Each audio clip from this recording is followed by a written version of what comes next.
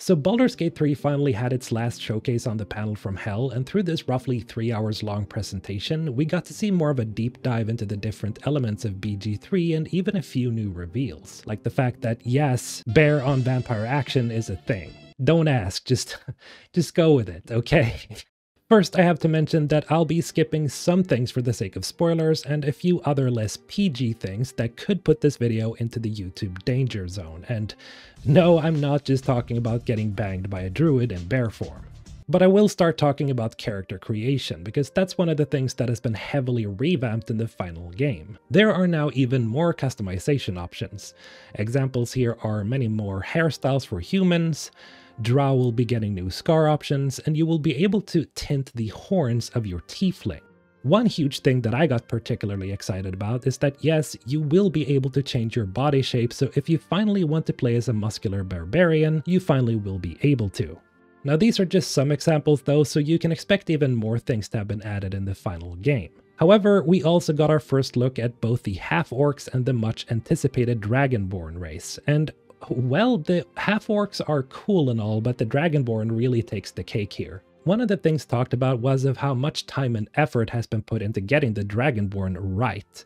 And it's definitely obvious that Larian spared no expense here, because the detail on these characters are just really good. Larian also briefly touched on classes, and while they didn't go too deep into the classes themselves, it was revealed that yes, you will at some point meet an NPC that can reset your class for you so you can roll a new one. The reason for this is simply because BG3 is such a big and narrative complex game that restarting the game just to try out a new class requires a big time investment from you as a player. And together with this, there will also be multi-classing, and so it just makes sense to have a class reset system in order to experiment with different ability combinations. A huge thing that was touched on was that player identity will be a pretty major thing. As an example, if you pick a certain class and race combination, there's going to be many occasions where NPCs react to you because some combinations might just be rare in Faerûn. Now, we've already seen examples of this in the early access version, but Larian has worked hard at making sure that these reactions are seen throughout the entire game. An example here by Sven Vincke himself is that there is approximately 33% more lines in the first act of the game related to your character background and race compared to the early access version.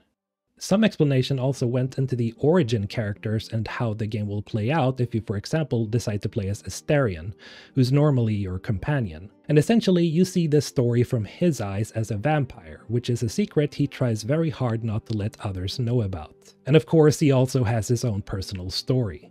And if you play as Shadowheart, you will see a different side to her as well as maybe getting a better understanding of one particular secret that she's been hiding. Now, one of the bigger reveals for this showcase was the Dark Urge background, which is a completely new origin character to the game. The cool thing about the Dark Urge is that you can fully customize it, so you don't necessarily have to go with the default race, class, and looks, which seems to be that of a white and red scaled Dragonborn sorcerer. Now, according to Larian, what the Dark Urge actually is a huge mystery, but as the Dark Urge, you get some pretty, well, dark dialogue options and choices throughout the game. Some that seem to border on serial killer vibes. One example is at the start of the game, when you bump into Gale for the first time, you will have the option to rip his hand off as he's going through a portal, which is just absolutely insane, and this is just one example from the intro. Essentially, this character is a dark reflection of the regular custom character, and so for anyone who's been wanting the option to actually roleplay as an absolute evil monster, then this is the background for you. Of course, you can pick Dark Urge and still play relatively normally, but it seems like the story will take a different turn if you choose to play as it.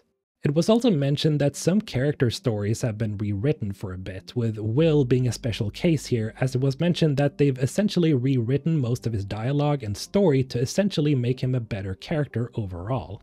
Now, while we're still on the topic of characters, Larian also confirmed that yes, you will be able to kill all your companions if you so choose to, which I imagine is going to be pretty standard for Dark Urges. And if you do so, you will be able to fill up your party with hirelings, so basically mercenaries instead of the old companions. And the hirelings will be custom characters that you'll pick the class and appearance of by yourself. And you can hire up to 12 additional hirelings if you're a Dark Urge, for obvious reasons.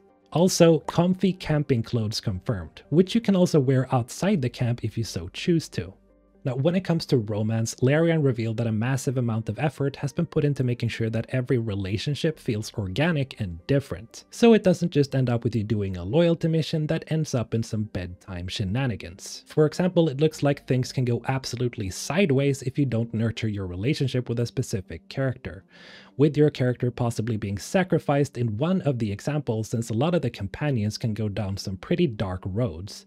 And in worst case scenario, you might end up getting married. No! God, please, no! No! When it comes to the frequently cited 174 hours of cutscenes, Sven clarified on the stream that you're not going to be sitting around watching cutscene after cutscene, but that there are so many choices and alternate possibilities in the game that adds up this insanely huge number of cinematic scenes. Now, we also got to see some glimpses of the city of Baldurs Gate itself, and while the team encountered some technical difficulties with regards to frame rate, the small area we got to see really did imply that the city is going to be absolutely massive with an incredible amount of things to do.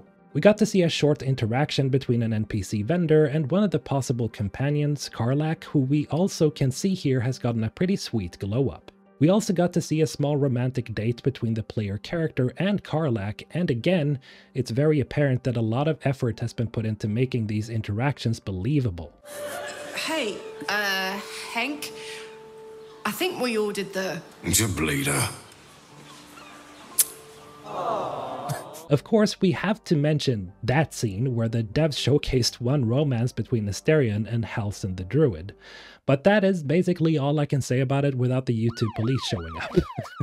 Later on, we got a small glimpse of some monk gameplay, which actually looks pretty fun, cause, I mean, who doesn't just love punching your enemies to death? I mean, it's like the ultimate move of disrespect to someone wielding a sword. And we got our first look at Deflect Missiles, which is a new ability that lets you reflect ranged projectiles such as arrows back at your enemies. The goblin, so, oh, this is Deflect Missiles, so hopefully you can send this straight back at him. How cool is that? Alright, that's pretty cool.